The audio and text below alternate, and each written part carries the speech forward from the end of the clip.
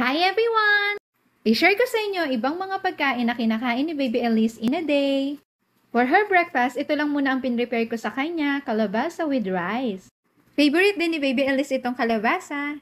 Habang pinrepare ko nga yung pagkain ni Baby Elise, eto nilalaro-laro muna siya dito ni Daddy. And ready na yung food niya. O diba, sobrang dali lang naman i-prepare yung pagkain ni Baby ngayon.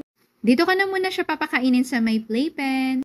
Nakakatawa nga at lumalakas-lakas na nga din kumain itong si Baby Elise. And ayan nga, nabusog na ang Baby Elise. Yan na nga pala yung natira sa food niya. Nilagang baka yung lunch namin for today ni Hobby. And ito na rin yung papakain namin kay Baby. Pero bago namin yan lagyan ng mga seasonings, binubukuran muna namin si Baby.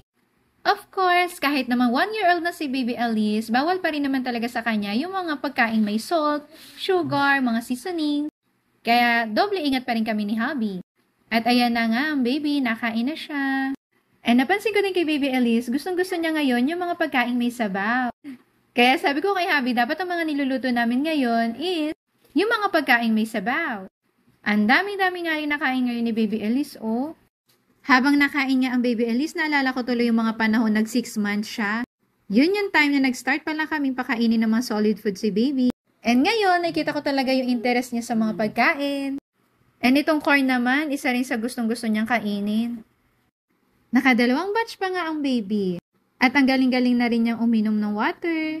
At may natira na naman siyang pagkain. Itong mom naman ang binibigay ko sa kanya sa afternoon for her snacks. Maganda talaga ito sa mga baby kasi no added artificial ingredients saka no preservative. Mabilis lang din siyang ma-dissolve.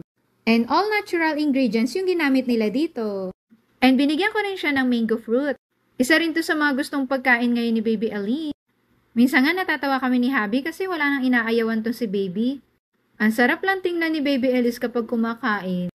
At dahil marami-rami naman yung niluto namin nilaga kaninang lunch, ito na rin yung dinner namin at pati si Baby Elise. And ito na yung food ni Baby. Hinimay-himay ko na nga rin dyan yung beef para mas madaling manguyaya ni Baby.